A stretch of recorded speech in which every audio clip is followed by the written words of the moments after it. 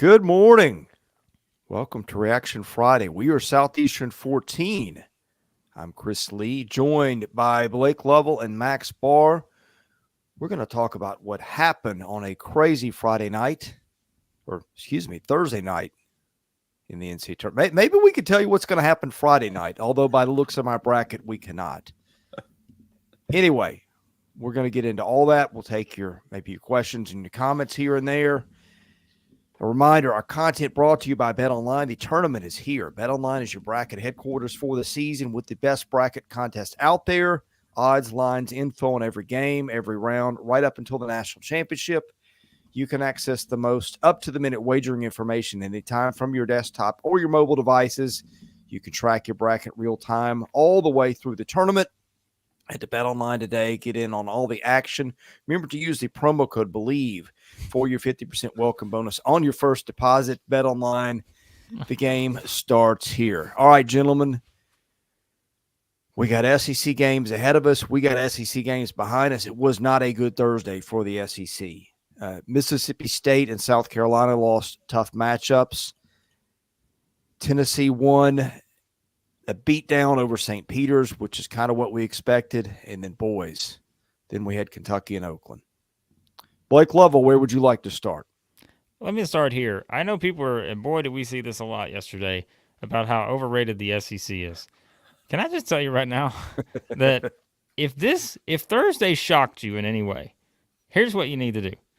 You need to hit that subscribe button at Southeastern 14, because I don't think any of us three were completely stunned by anything that happened on Thursday based on looking at the matchups. And again, from the start, I didn't like South Carolina's matchup against Oregon. The more I looked at it, I pointed out all the Michigan State trends, and I'm like, oh, it's making me worry a little bit about Mississippi State. And then Kentucky, Oakland. I mean, and it's funny because like you talk about how your opinion just keeps changing. By the time I did a radio appearance with somebody yesterday at like 3 o'clock in the afternoon, I said, I am ready to pick Oakland to beat Kentucky. I listed off so many reasons that I'm just saying, what am I doing? Am I convincing myself that this is going to happen? But if you go back to the way, like we all said when we started that preview video, we're like, we've all changed our opinion on this game. It looks way more concerning for Kentucky than we thought. And you're talking to the guy who earlier in the week was like, hey, pick an SEC team that has the best path to the Final Four. I'm like, well, maybe Kentucky, because you look at kind of the way the bracket's opening up. You got injuries with the top 2 seeds, all those things. But from the start, when I saw Oakland come out, and the first thing they did was get a rebound, and I mean, it's like, what's that movie, Click, where you take the remote and you just push pause, and all of a sudden, everything stops. They got the rebound, and it's like everybody just stood still thinking, we are not going any faster than this. We are just going to walk the ball down the floor. We're going to run our offense. We're going to get the ball to Larry Bird Jr., and we're just going to let him do whatever the heck he wants to do because we don't think they can guard us. And this is what I said on Twitter, you force Kentucky to play half-court defense and defend screens and sets and all this other stuff, they're in trouble. And yes, did it help that Golke just went completely nuts? Sure, but Max, we said this guy could go completely nuts because his numbers suggested that. He shot 300-something threes, made 123 of them, whatever, before this game started. So I just thought the more you looked at the matchup, this was trouble for Kentucky. Should they have won the game? Sure. But this was a problem. As soon as the bracket was drawn, we just didn't really see it until we started really studying the X's and O's part of this thing. Yeah, we were at the Spectrum Center, and all day they're doing live look-ins, live flashes of upset scores and stuff like that. Duquesne happens early, then Long Beach doesn't happen.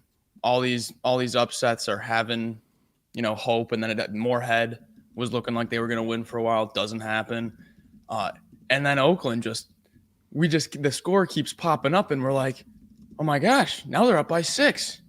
Oh my gosh, they're still winning. And you can just feel the atmosphere get more and more tense every time the score flashes. I didn't see the game live. I'm just getting score updates. here's my question to you guys. Was it from that first few possessions, it's like, oh boy, we're in for a game? Or was it like kind of wide open for a while? Like, how did the game flow play out and everything? Because all I got to see was like a 10-minute highlight. From the start. Well, I yeah, thought go it ahead, was Blake. clear. I thought from the start it was clear. Like, Okay. they came out, you saw the game plan from the first 5 possessions. You knew exactly what Oakland was going to do, and that's where I started getting nervous because I was like, I know exactly what Oakland's about to do, and I don't know if Kentucky can stop it because that was the thing, right? It was all predicated on if Golke's hitting shots. I thought from the beginning, and I texted you guys, it wasn't even, the first half wasn't even over, and I was like, I said 3 words. I said, Kentucky's going to lose. Maybe that's 4 words. Sorry. You could tell, like, this was the game plan, and it really was, Max. I thought just from the beginning, it was one where you were waiting and waiting and waiting for Kentucky to make a run, and it's the same formula every year where it's like, if you let a team hang around like this, it's going to happen. And the longer Kentucky think about this. Kentucky had a 2-point lead in this game with 15 minutes to go. That's it, right? Like, that's their largest lead, is a 2-point lead with 15 minutes to go as a 3 seed against the number 14 seed. So they could never put him away because they had a guy who could just go off, which he did. But I saw Townsend had a great game too. Those were the 2 guys. Yeah. Those were the 2 guys that concerned us the most. So, yeah. Blake, I want to ask you this. We talked about the matchup zone that they played a little bit. And on one hand, there was the fact that Kentucky shoots lights out from 3-point range percentage-wise and has a ton of guys who can shoot it. But when you don't play against that, and this is a team that's pretty young for the most part, other than Antonio Reeves, sometimes you watch a game and a team goes from man to zone and you got to switch your offense and teams just look uncomfortable. I just thought Kentucky looked uncomfortable. Sometimes you can almost be a little too wide open. You saw that a couple times with mid-range jumpers. You saw somebody miss a wide open dunk that wasn't even close, and just little things like that. We've talked about the defense, but to me, it looked like offensively they just weren't comfortable playing against it. They'll look late in the game. They had NBA guys hitting contested NBA 3-pointers, and that's how Kentucky kept this from being a worse margin than it actually was, to be honest. But I thought that played into it there a little bit too. Yeah. I mean, it was a situation where, again, Greg Kampe is a great game plan coach. Like, he's always put them in a position where, again, he runs his stuff. Like, that's what it comes down to, is like he knew the game plan. And I don't know if you guys saw the quote. Like, he said as much whenever – I'm going to find this in a second. I'll quote it for you. But he said as much about the draw, I think, was that he was fine with this draw because I think he was like, I didn't want to see Creighton. I don't remember what else, but I'm gonna find the exact wording in a second. But I think he knew that this was the kind of matchup that for them, based on how they play and how they need to play to win, he knew this was one that he was not, like, I don't want to say concerned about, but I think he knew that this was the kind of matchup that they would have a chance in.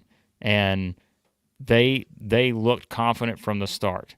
And it was like Kentucky was on their heels. They were trying to figure out how to defend. And let's call it what it is too, right? Listen, you had a guy, it was the formula. You had a guy that just went off 10 to 20 from 3. I mean, how many guys Kentucky played this year that went 10 to 20 from 3, right? But that's the game plan. That's the scout. Like, you knew this guy could go 10 of 20 from 3. Yep. And now, credit to Golke on some of those. He hit them with people in his face. But yeah, it's also who is the defensive stopper on this Kentucky team? Who's the one guy that just is going to completely shut down any top player in America? Is there anybody? Reed Shepherd's probably their best defender, at least statistically, but I don't know that you quantify anybody on this team as a shutdown defender. Now, look, to Kentucky's credit, they got some pretty good hands in his face as that game went on. Second half, it felt like if he was going to hit a shot, he was going to have to take some that were low probability. So I will give Kentucky a lot of credit for that. I don't know that he had Agreed. any easy looks in the second half, but by that time it was. And oh, by the way, if Oakland hits free throws, this is a double-digit game, and that's a good free throw shooting team. Yeah. I saw Evan Maya. He puts out some great stuff during the tournament. I saw he put out a tweet that was talking about how high variance these two teams are. They're two of the most high variance teams in the nation. And he said, this is what happens when you play such a high variance style. You got Oakland's A game and Kentucky's F game. And there you have it. All right. So do you want the quote that Sam? Well, I wouldn't go that far, Sam. I wouldn't say that I play better defense than Reed Shepherd. I would not go that far. Defense was not in your vocabulary, was it? No, I was a three. I was Jack Golke. That's who I was. Like, I was the guy who was just chucking it up from three and at times going 8 of 15, 8 of 34, something like that. So that's what I did. Justin Holland snuck in here with a $2 super chat, I see, trying to push Dennis Gates further down the line. We got other coaching situations to talk about. We're not talking about that one. By the way, we got Dennis Gates and Jerry Stackhouse being brought into this morning for some reason. Well, I don't listen, know why. we're going to bring up the two coaching situations at Kentucky and Vanderbilt in a second because that's what people want to hear, and we're gonna get to those in a minute. Whether we think Cal's this, that, plus some insight on the Vanderbilt search from the one and only Chris Lee. But let me tell you what Greg Campy said before this, if I can somehow find this exact quote, because this was something Jack Pilgrim from On 3. I'm going to give you the exact quote that Greg Campy said. Was this pregame or postgame? This was, okay, these ads. Oh, my goodness. All right. Anyways, this was heading into the game. This was not game day. This was like 2 days before the game or something. Okay. Here you go. Quote directly from Greg Campy. This was from an interview he did with 97.1 The Ticket in Michigan. The matchup is really important. For me, this was the best matchup I think we could get as we were trying to figure it all out. I thought we'd be on the 13 seed line because based on criteria, that's where I thought we were going to fall. The seeding in the tournament this year was so crazy. I'm just happy we're in it, so I'm not going to complain. But if I could have picked a team that we were, and he continued on, I didn't want to play Iowa State after watching them play Houston. I didn't want to play Creighton because of their ability to shoot. I just thought Kentucky was the best matchup for a couple of reasons. So that's kind of what he said. And here's a further quote. So since they don't score in the post, our ability to guard maybe the three, our ability to maybe guard the three and to keep the game slow, we have a chance. We really do. If we keep the game slow and take the three away from them, we have a chance. There you go. He called it. I mean, and that's what a good coach should do. He should see the matchup. He should understand the strengths and weaknesses. And that's what happened. So, yeah. What was the Ken Pom probability on that one? I don't Had to remember. be in the teens or single digits. I don't know. Yeah, anyway. But, yeah. So, there was that. That happened on Thursday in the in the NCAA tournament. What? Sorry, I think I had my internet flaked out here for a minute. I saw another tweet. Fairleigh Dickinson has won more games in the tournament this decade than Kentucky. Saw that.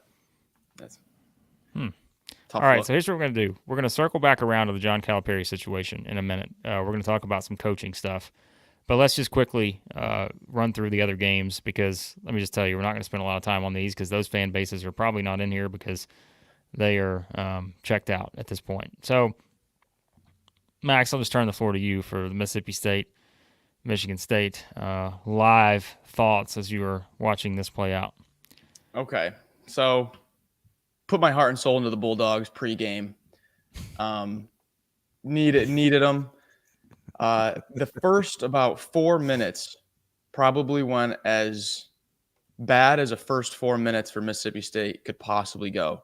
You got Cam Matthews with 2 quick fouls, and Michigan State starts like 4 of 7 from 3, and we're in a hole early. And I'm like, oh, you got to be kidding me. And then I don't know what it was, but the guys just didn't show up. Just did not show up. Tolu with only 2 rebounds in 27 minutes. I was back in the bully ball, and I'm not going to lie, Michigan State kind of gave them a taste of their own medicine. Just kind of bullied them right back. And credit to Michigan State. They made mid-range jumper after mid-range jumper after mid-range jumper, and Mississippi State just couldn't get stops. But the good part about that is that it was just a quick and painless death for the bracket. There's no dragging me along thinking I might have a chance. It was just, Max, not your year. You're done. Start rooting for the SEC. But I will say, hey guys, the SEC is on a nice little 1-0 run here into today. Dinner time last night. Quite a streak. Versus late night last night. Yeah. My goodness. Just to add, I found the stat. I was looking at this for Mississippi State, and it makes sense that now that you find it and you look at it, you're like, okay, well, I could have probably called that before even seeing the actual number. So Mississippi State won 10 SEC games this year, 8 in the regular season, 2 in the SEC tournament, right? Do you know how many of those games they won where they trailed by more than 6 points in a game? It's got to be only 1 or 2 or 0. Just one. They beat LSU in the SEC tournament where they got down by 9 early. So the point is, this was not a team built to come from behind, because if you were going to do that, you had to have Josh Hubbard just go off and make a lot of threes, which he can do. But that was the problem, was like this team, anytime they got down, they could not find their way back into it, because guess what had happened? They had to shoot their way back into it. Yeah. And even though they went from being the worst three-point shooting team in the country last year to being 250th, 248, something like that, they still were not built to have to shoot three-pointers to get back into a game and to rally. And so I think there were only like 2 or 3 games all year where they came back and won by double digits. And so, you know, and look, probability tells you it's hard to come back from double digits and win, but that's kind of the point, is that this was one where as soon as they got in a hole, I'm thinking, I just don't know how they're going to get out of this, because they're going to have to shoot their way out of it.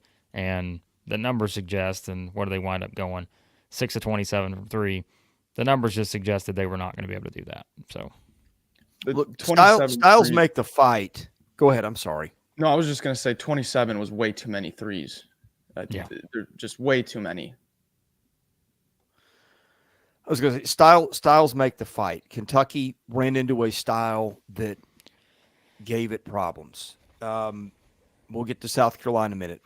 Carolina ran into 2 players that gave it big problems. St. Peter's had a style that could have bothered Tennessee, but not you got to score points.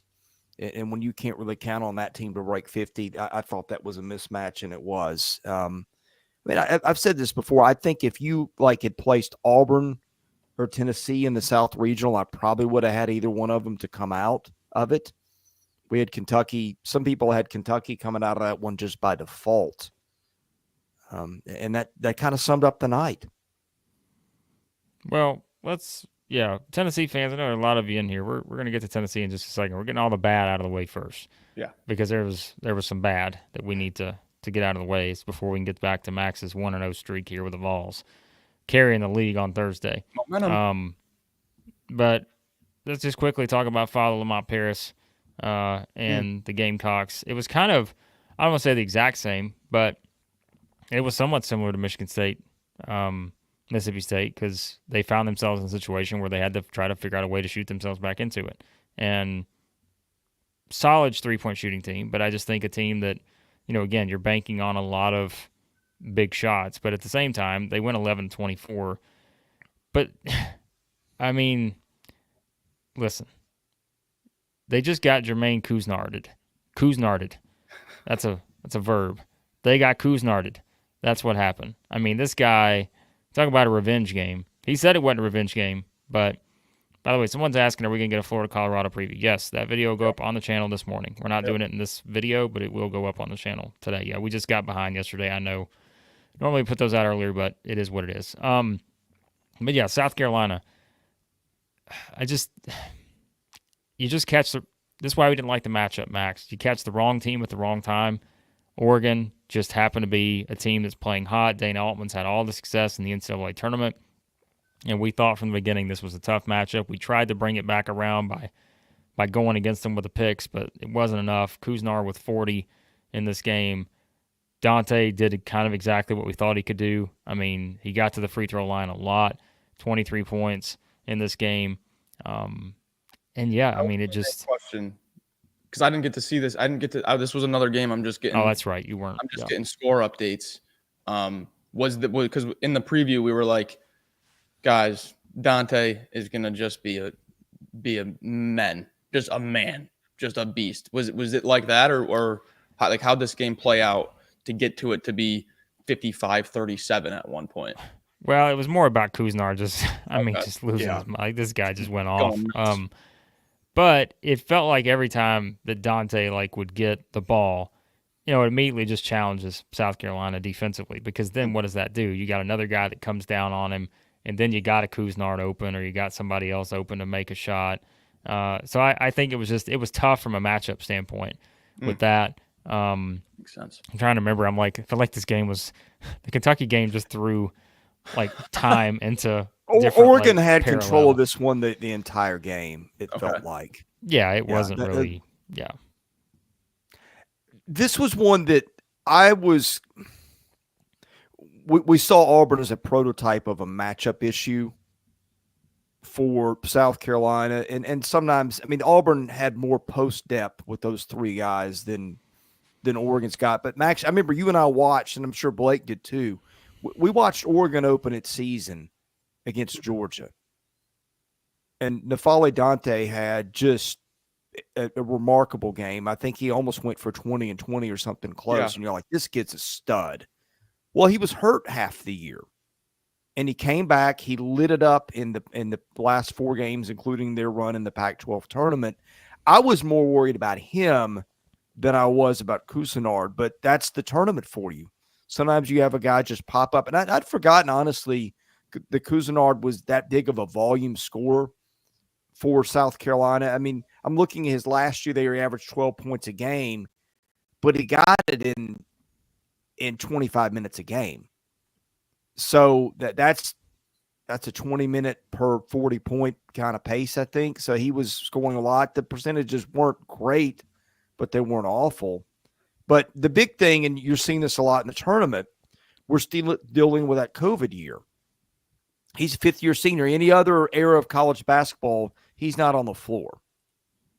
You've seen a lot of 24-year-olds, having big performances in college basketball these days. I don't like really what it is. I wish the NCAA – there was no reason for the NCAA really to do that with the basketball guys, other than, well, they didn't get to play in an NCAA tournament. I don't think that's a reason to throw chaos in the system the way it did, but that's part of what happened.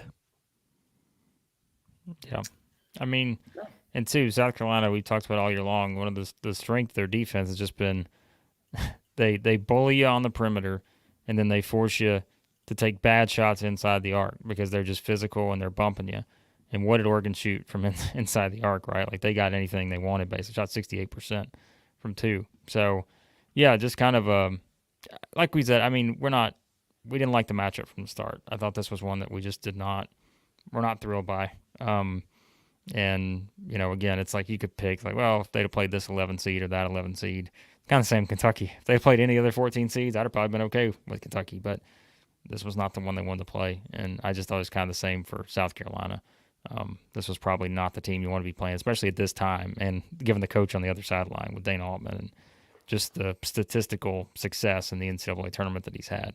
So, yep, tough one for the Gamecocks in that one. So, but we'll do a season in review for Father Lamont Paris's team.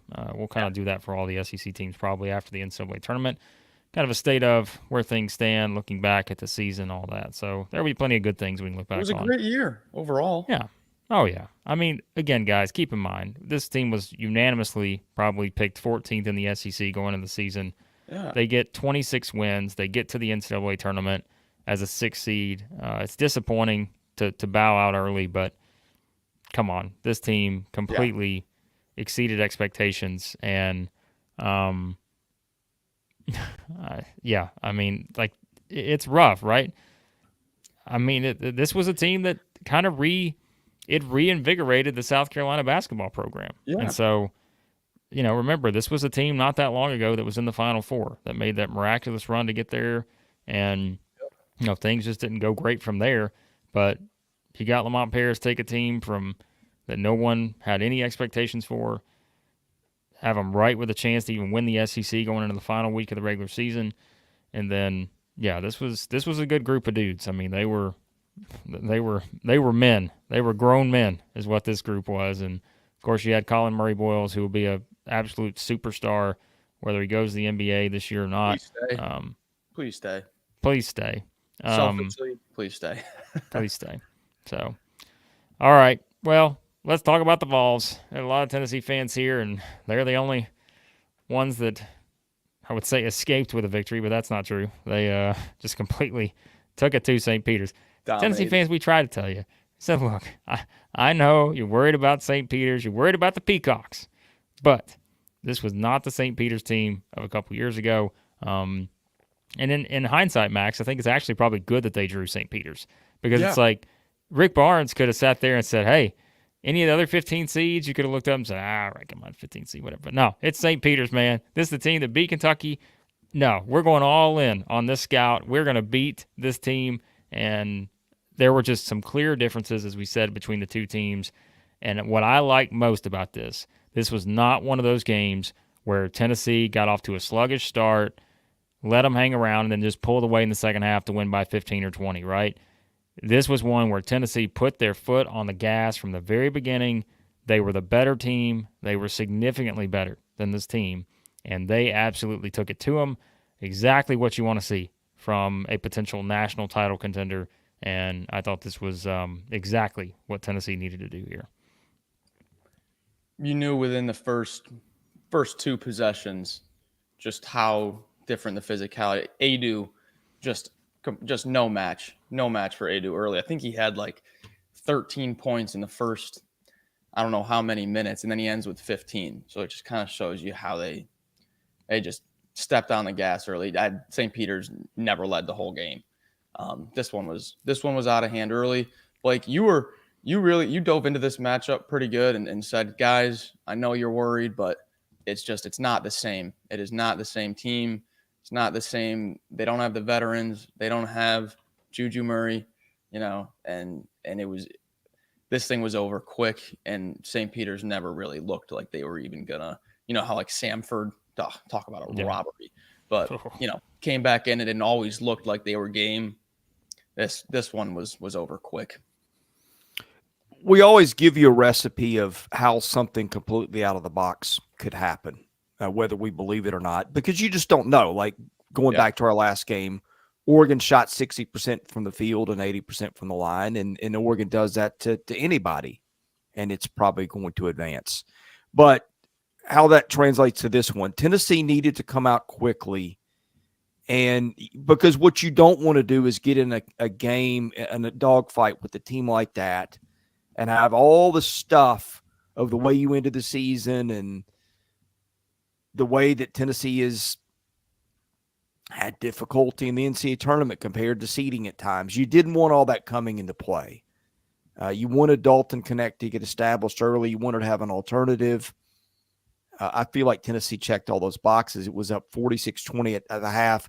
The recipe that we said, if you're St. Peter's, the way to beat these guys and pull a stunner is to slow the game to a grind, muck it up. Tennessee instead got out again, 46 points in the first half. And then the other guy, Corey Washington, is their best player. It's an awful shooting team outside him.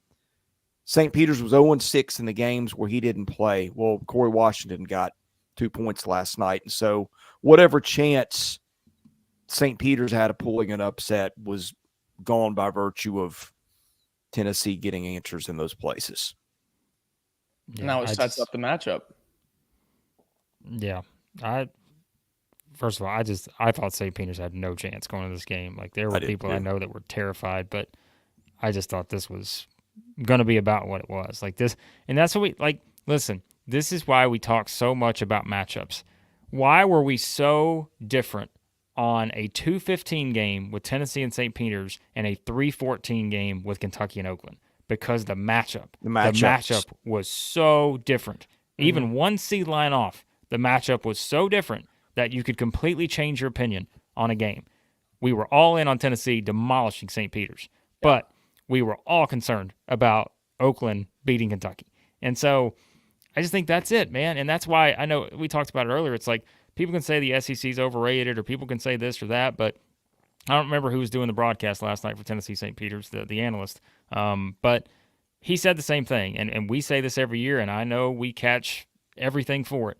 But we can talk about the Rick Barnes thing. We can say all this, but sometimes you just get matchups that do not allow your team to advance in the tournament. And for whatever reason, it seems like a lot of the years he's gotten some matchups. There's some where they should have probably won the game. But there are some where it's just sometimes you play a matchup that does not benefit your style, and that's kind of how it plays out. I think Tennessee now sets up, and we will do the preview on this game too. So hit the subscribe button.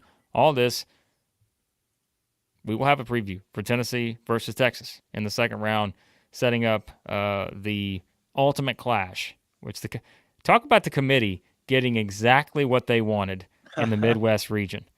Because what did they get? They get Tennessee versus Texas, Barnes versus Texas. They get Dana Altman, Oregon, versus Creighton. They really were having themselves a lot of fun in the bottom part of the Midwest bracket because they got everything they wanted out of there. So, I think this is going to be interesting to see. And I'm curious how we break that game down because I've already looked at a couple things, and there's some interesting things about Tennessee and Texas, which we'll talk about. Of all SEC matchup in the second round of the NCAA tournament. Well, you want to talk about mucking a game up and making it gross. Score against the 56-44. It's about as gross as it gets. Talking about Texas's last game. So it's going to be interesting. Did you see the halftime score on that? And then imitated Virginia. I was there experiencing. Oh, that's right. Yeah. And he was there. So I forget where these games are because the courts are all the same. So we were like about 4 minutes late because it's like the intermission in between the first two games and the next two games. We're about like 4 minutes late. We get to our seats and there's like 15 minutes. There's like 5 minutes into the half, about 15 minutes left. And the score's like 8-2, I think, for Colorado State. Then they scored 1 3-pointer for the next 15 minutes and had 11 at half. We're just like, what did we just see? What the heck was that? So, yeah, you want to talk about mucking it up. Texas knows how to do that for sure. All right. I saw some people bring it up in the comments, and, yeah, we forgot to mention this earlier. But if you want a quick rundown of the tip times for Saturday, I'll give it to you here. 12:45 p.m. Eastern, Arizona, Dayton. 3:15 p.m. Eastern, Kansas, Gonzaga. 5:30 p.m. Eastern, North Carolina, Michigan State. Pick the Spartans to the Sweet 16, just like I did. 6:10 p.m. Eastern, Iowa State versus Washington State. 7:10 p.m. Eastern, Oakland versus NC State, just like we all drew it up. 8 p.m. Eastern, that is Tennessee versus Texas in the CBS slot. Of course, that's there. 8:40 p.m. Eastern, Illinois versus Duquesne. Then 9:40, the Ducks and the Blue Jays in that one. So there you go. All right. Back to the... All right, yeah. So, half this thing was going to be about the games. And again, if you're a Tennessee fan, we're going to have a Tennessee-Texas video coming up today. If you're a Florida fan, I know that game tips off in about 7-8 hours. We'll get that video up right after this. So you'll get that matchup. But let's talk about some coaching stuff because that's what people want to talk about. And before we get there, though, there were some comments earlier we want to get to. Shout out to Blake, who, again, I may be biased here, but I think has maybe the greatest first name in the history of civilization. He thanks us for his coverage, and he is rooting on the Auburn Tigers today. And by the way, too, if you're an Auburn fan, if you're an Alabama fan, A&M fan, Florida, yes, like I said, we've already got preview videos up for all those games, so check those out if you haven't already. And Hayden, by the way, letting us in on a little secret that Jack Golke was actually Chris Lee. So That was you guys didn't know that. So That's good. that was actually Chris. So all right. So Hey, I have a stat for you, and I'm calculated up as I'm looking at this. Record of preseason AP top 25 teams in this tournament so far. Make a guess. you know I'm sitting this one out because you know what I think about the AP poll. Max, you got a guess? Well, Tennessee got to win, and I'll say 2 or 3. It is 10-1 so far. Okay. I thought you were AP, trying to preseason trick AP top 25 teams. One loss is Kentucky. Get the AP poll out of here. Well, here's what I'm getting at. We talked about Michigan State and some teams like that maybe had underachieved a little bit. That traditionally has been an indicator of teams that do well in tournaments is the preseason AP poll. So, Nah. I know what Blake thinks about that, Nah. but history says that is something to look at.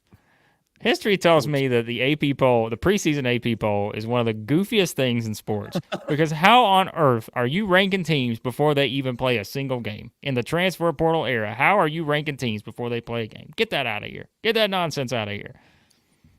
I'm half kidding, by the way. Well, it's tougher now. But by the way, preseason AP number 1 was Kansas, which was lucky to win last night. Did you guys stay up and see that one? Oh yeah, I saw it. Yeah, Bucky Ball headed to Nashville. See, the reason why I could never be a coach is if I was Bucky and I'm on the sideline and that call is made, I am flipping every desk at midcourt.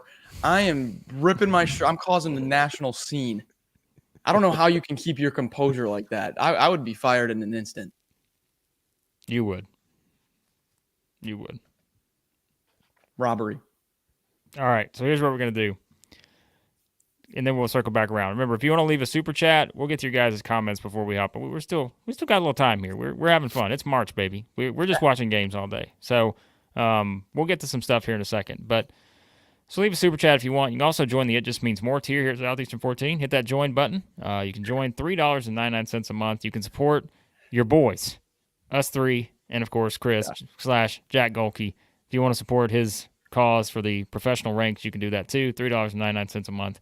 Joining here, we've got a lot of great members here joining us, and also Max. There's some other things we need to hand out, don't we? We need to get people to join in on the Substack, which you can do. And by the way, speaking of the Substack, I know Mother Carol is watching because she's got a comment we're going to get to in a second.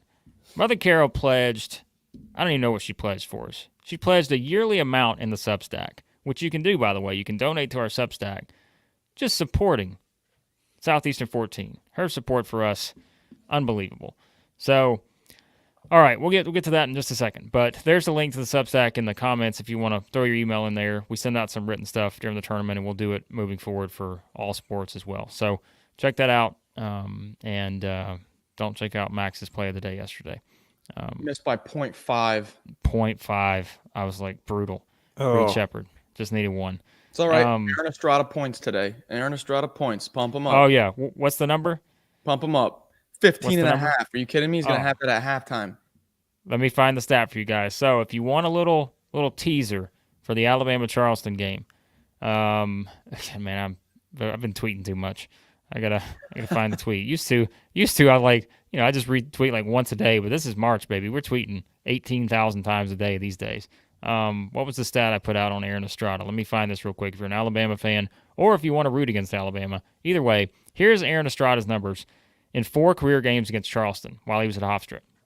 25.5 points per game, 15 of 31 from 3, 6.5 assists per game, 5.3 rebounds per game, 2.3 steals per game, and the guy has gone 3-1 against Charleston in his career. So if you want to throw some money on Alabama, ooh, my goodness.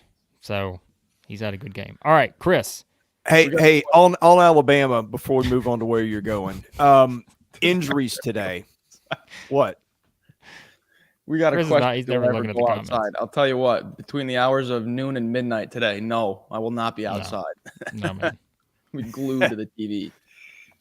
How healthy is Alabama today? Because what I was told by somebody that's got some Alabama connections. Nick Pringle's probably out. Davin Cosby, for whatever that's worth, is questionable. And Wrightstell's banged up, which is, we know it's been the case for a while. But there was that tweet saying Alabama was going to miss multiple starters. Those guys aren't starters. I'm just going to throw that out there. Stuff being in the air. Nah, I think everything's going to be fine with Alabama. I think everybody's playing. Points. Right. Don't buy into the hype.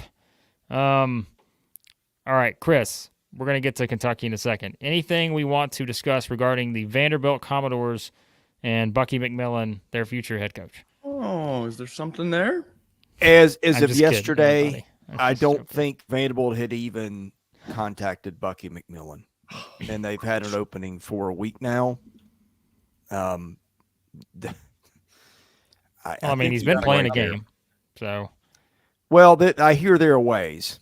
No, I don't think so. I think you got to wait until the game's done. I don't think. Well, they could have fired Stack 2 weeks ago and had the conversation last week. That's how most places would do it. I'll just leave that out there. I don't think anybody has a great read on where they are going with their hire. Does John Calipari have any ties to Nashville? Yes, he's got a tie on the staff. He's got a daughter who's a professor there. He's trying to get a membership at a country club here in Nashville. There you have it. You heard it here first. So. Hey, let's just have Vanderbilt pay like $50 million in buyouts to guys. Get that on the payroll before anybody coaches a game there next year. Why not? Not our money. Right. So it's not our money. But so basically, as Chris said, where things stand with Vanderbilt is we don't have a clue. And I just don't. I think it's Vanderbilt, and I always say that, like the pool of candidates they could choose from could be as wide as you could possibly think, or they could already know who they want to hire, and they're just not. Perception is they're down to a very, very short list of people, and nobody's talking. And they are giving interviews, I think, or putting stuff out all over the place. I mean, I must have heard them connected with at least a dozen coaches in the last 48 hours. Well, but nobody knows who they are serious about. We'll find out, won't we? All right, let's talk about the big one. Let's talk about John Calipari at Kentucky, because a lot of people here want to have a discussion about it. How about Eric Musselman? That's another one, right? I don't know if you guys were on Twitter yesterday. Everybody's got Eric Musselman going to SMU. So, I mean, things are getting chaotic here. Rob Lanier getting fired after 2 years. Well, I don't know, but remember, they are joining the SEC, or not they may. Let's be honest, everybody's joining the SEC. News. They're joining the ACC soon. But I don't know. So, yeah, I mean, Rob Lanier, former Tennessee assistant. Of course, Tennessee fans know that. Yeah, so I've always liked Rob Lanier. I think he's a really good coach, and he just turned things around this year. Like, they just won 20 games. Top 50 Ken Palm. Well, that's all that matters, right? So, where was he in the preseason AP poll? They were not in there. All right, well, and that means they didn't disappoint then, right? So, yeah. Arkansas was 14 in the preseason AP poll, by the way. Well, Max and I had them like number 2 in the preseason poll, probably in our minds, but we won't discuss Auburn was that. Unranked. I'd forgotten that. Yeah, they were. So we're not going to bring that. All right, so John Calipari. Let's have a game here. Yeah. All right. Give me a percentage that you would set the. Let's say you had to put a. All right.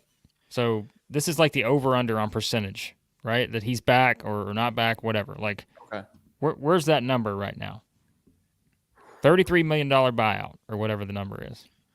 But doesn't he also have that like little clause that he can just move up to like a higher Something role? about, yeah.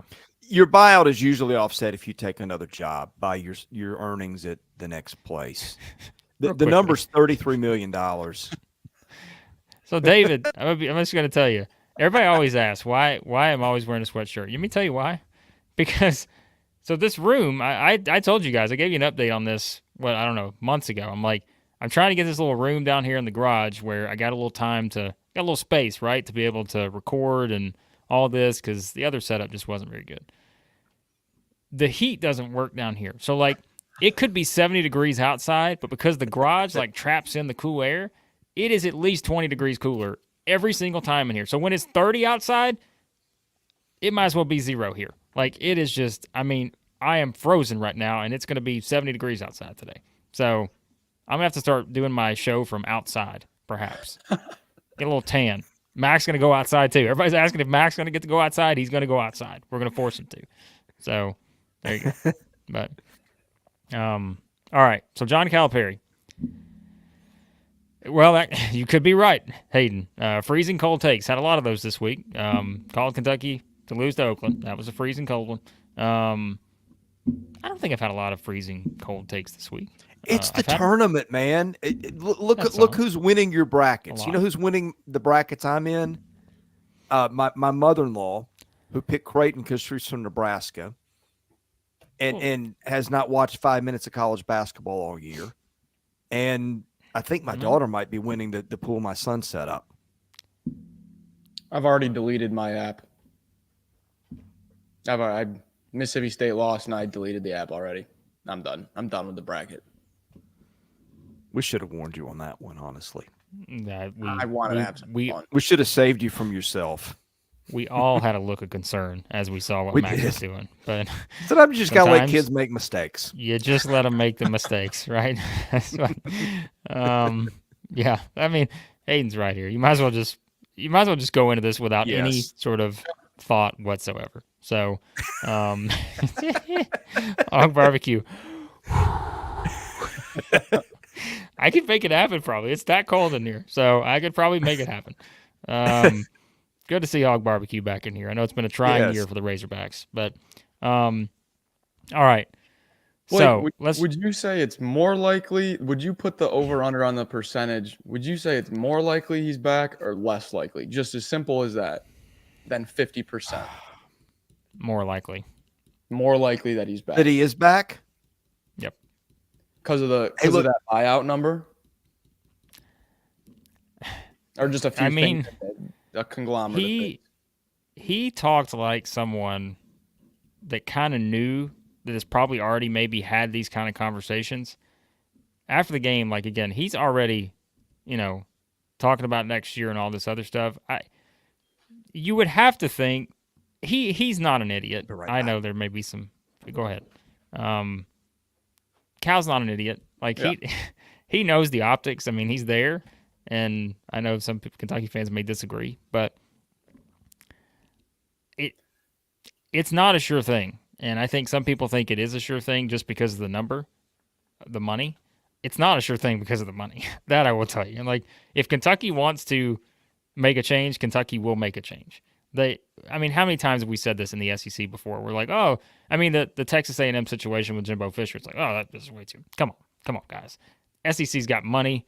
Kentucky values basketball more than I value a good sweater in the North Pole here. So yeah, I think it's gonna be interesting. Last night I said I thought he was gone because here's what I think's happened. I think we've reached the point of no return. Here's my question. And something earlier, I tagged this. Let's see. Where was it? Okay. Here it is from Justin. So Justin said earlier, and I made sure to start this, Kentucky, just too young. Next year with a new group of freshmen, they will be better. Here's the problem I have with that. How can you convince me that doing the same thing each year with a group of freshmen that, remember, we all said this was the year. This was the freshman group that could be unlike any he's had there, compared to the ones that started winning national championships, getting the final, all that. All right? So how can you convince me that even if next year's group is more talented, which I don't know about that. They've obviously got some good players coming in. But how can you convince me that anything's going to be different next March if they're loaded with freshmen? What's the thing? How can you convince me of that? Okay, I don't know that I believe this. I mean, I think, look, he hasn't been to a Final Four in 10 years now. Not winning first-round games, not rolling through the SEC the way Kentucky is used to, which to the latter one, the league has gotten a lot better. But the landscape is just different. Is this the last year we have all the COVID guys, or do we maybe have one more year of that? I feel like there's one more year. I can't keep up anymore. I can't keep up because with guys get exemptions for this and that. You remember you had the football player at Oregon that was getting a 9th year for whatever reason. So There's a reason we don't do scholarship trackers here at Southeastern 14. Yeah, I mean, and I used to do that. I don't anymore. Well, did you Okay, guys so see this- so the COVID year would have been 1920, so 21, 22, don't. 23. This should be the last year for most people. So I'm going to just throw that into evidence. The way that the game has gone. Again, they get beat by a 24-year-old who was playing D2 ball they had a year or They had two ago 250s last also. night. Yeah. Well, yeah, but that's not – everybody knows that's not how he's done it. Look, I mean, I think you're at Kentucky. With all the advantages you have, you should be winning. I'm just throwing out all sides of the discussion here. Well, did you watch his post-game press conference?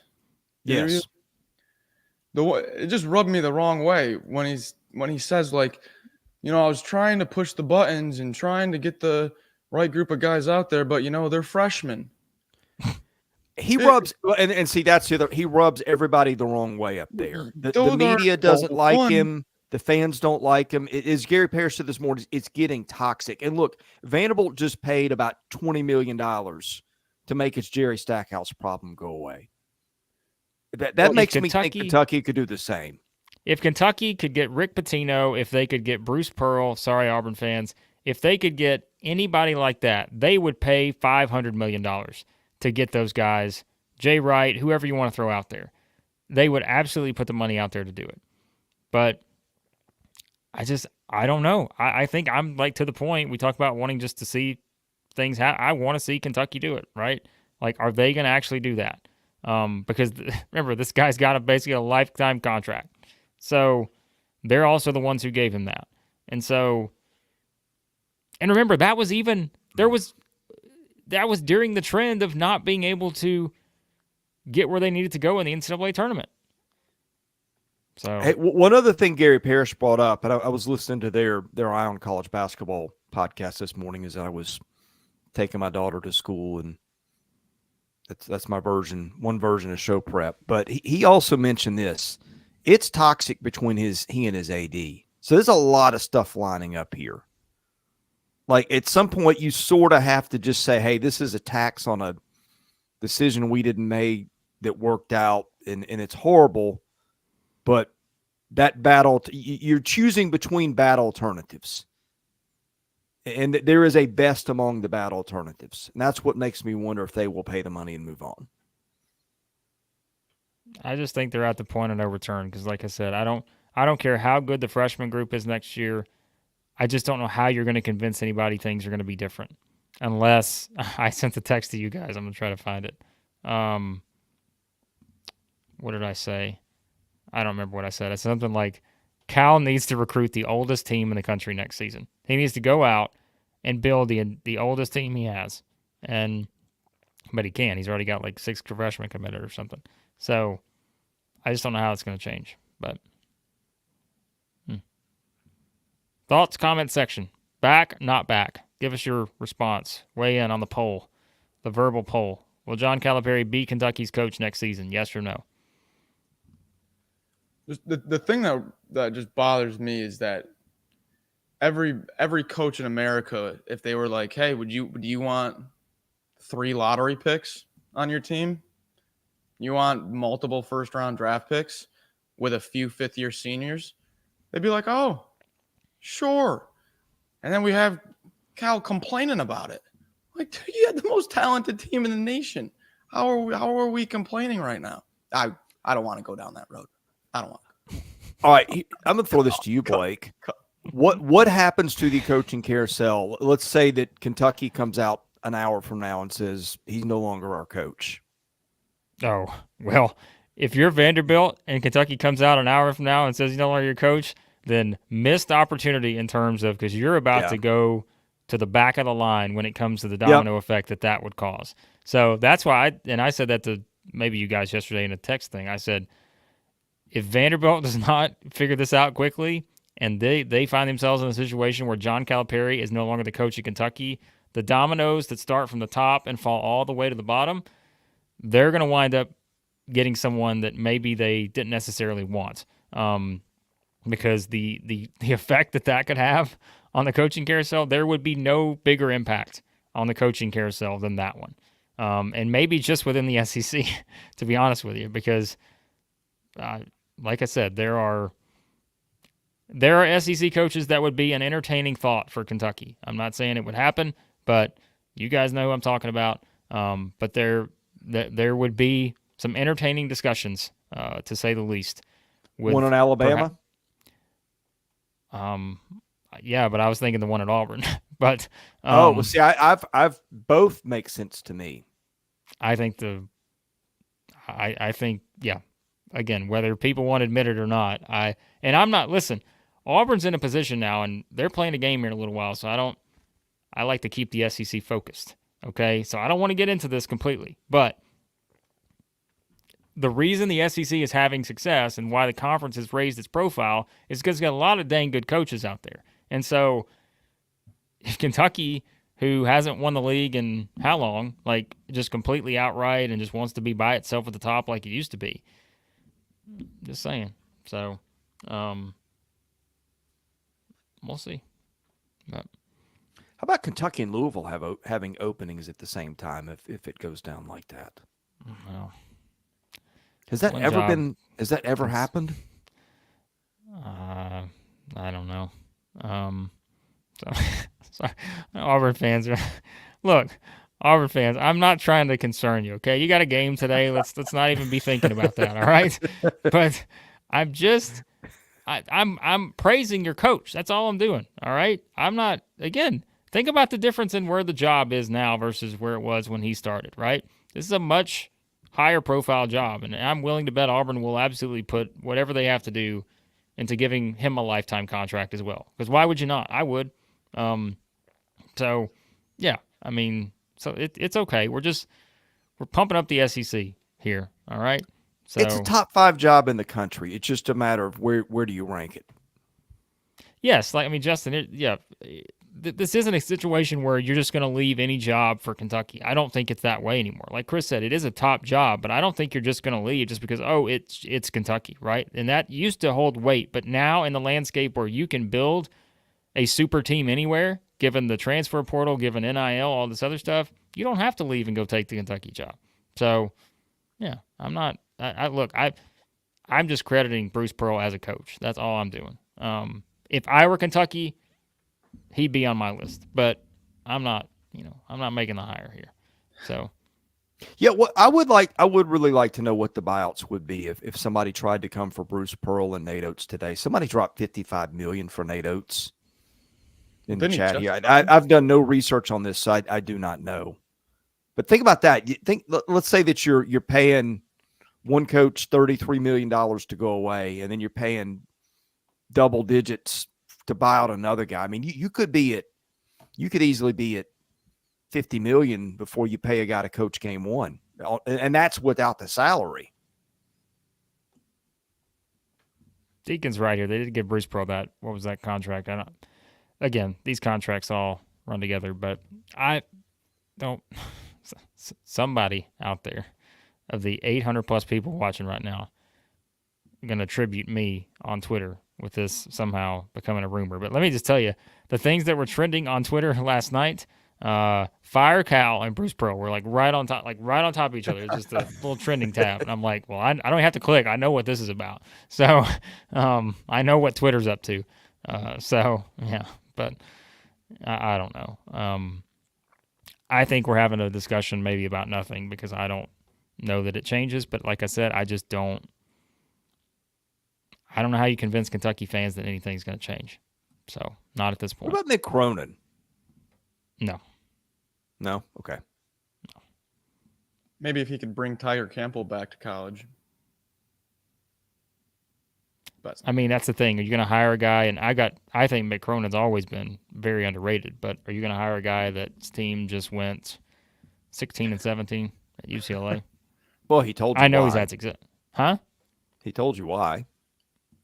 Well, Their NIL but- sucks. I mean, that's okay. according to but him. But I just think the optics of getting rid I of get it. Cal for a guy that just went 16 and 17 at another high profile school is probably not what they're looking for.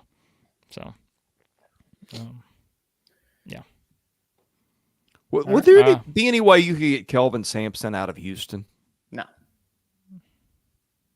I doubt it. You know he'd be on my list because I think he's Well, of course. He's like your number one coach, is he not? tremendous. He's Yeah. fantastic. Look what this guy does. I mean, he's tremendous. So, Scott Drew, Kelvin Sampson. Let's do Scott Drew, non-SEC Kentucky would be interesting. non-SEC names here. Yeah, I mean those are probably the two. Tang in there?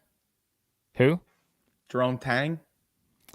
I just think after I don't. think he needs to do more, and I think he's a really good coach. But I'm don't saying think that we can because tell him yet. I've heard he's not very happy in Kansas. Oh, he's definitely not. Maybe if, since we're just throwing stuff out here, maybe if Scott Drew goes to Kentucky, you could see Tang go back to Baylor. Oh, That would make a lot of sense.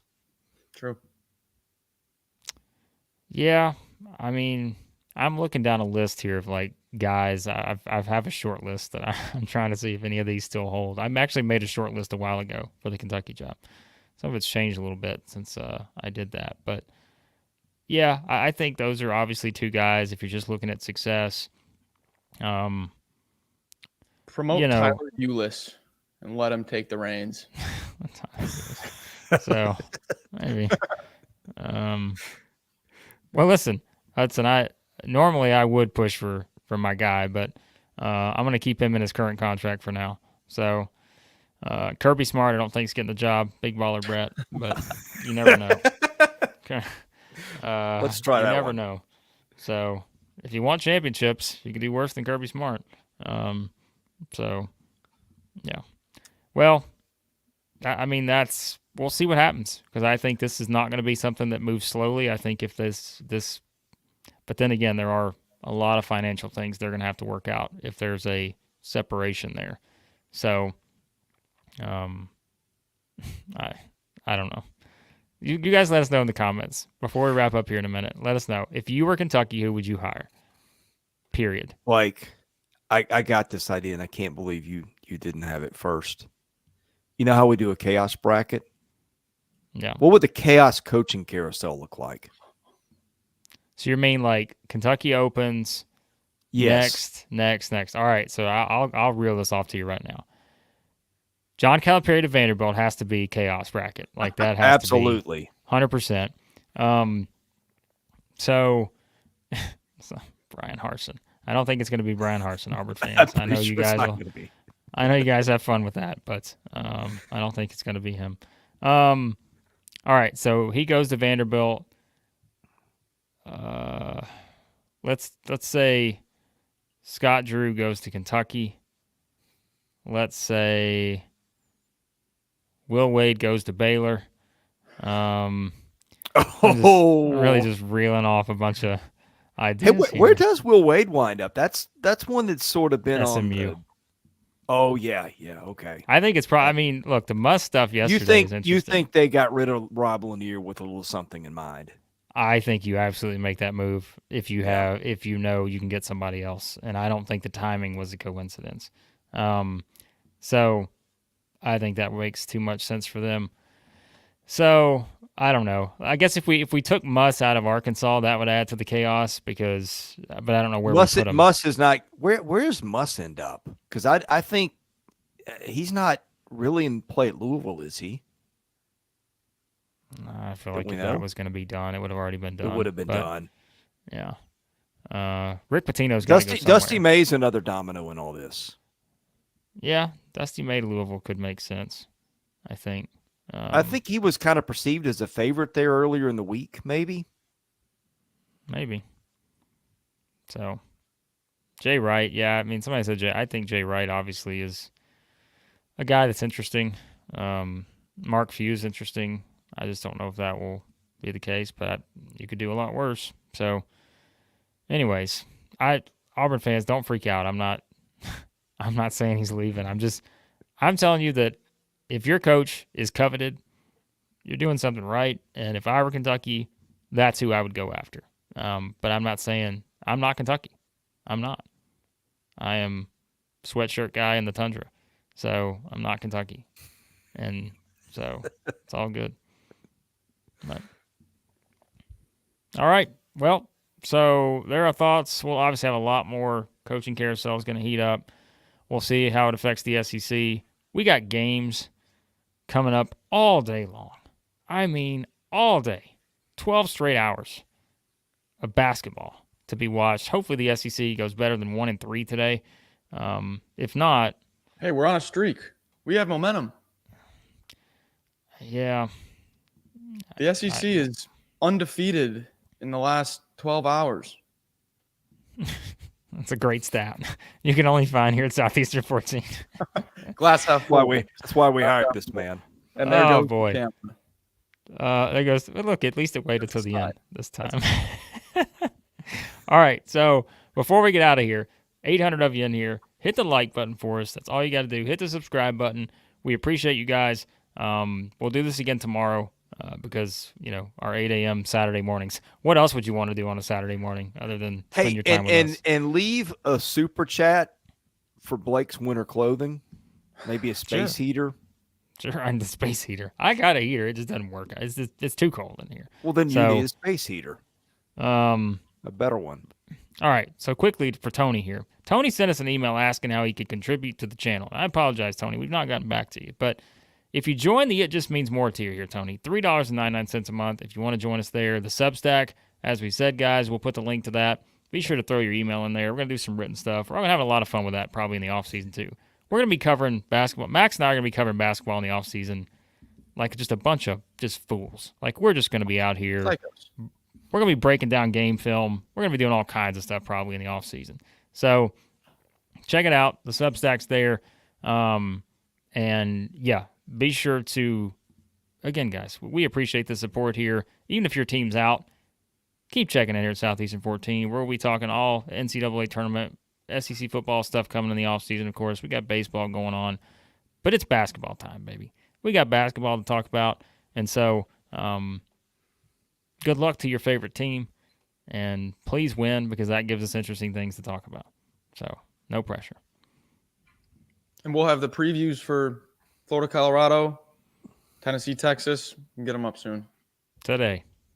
Florida, Colorado is a super interesting game. Ooh, yeah. My goodness. There's some star power in that one.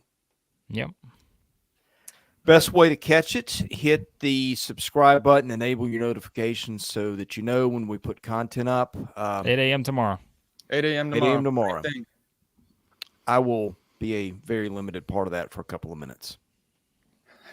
8 a.m. tomorrow. And I have to Chris run. is apparently in negotiations with Kentucky to be their next head coach. That's right. You heard what I it here hear. first. All right. Thank you to everybody for watching. Thank you to BetOnline for sponsoring. For Max Barr and Blake Lovell, I'm Chris Lee. We are Southeastern 14, presented by BetOnline.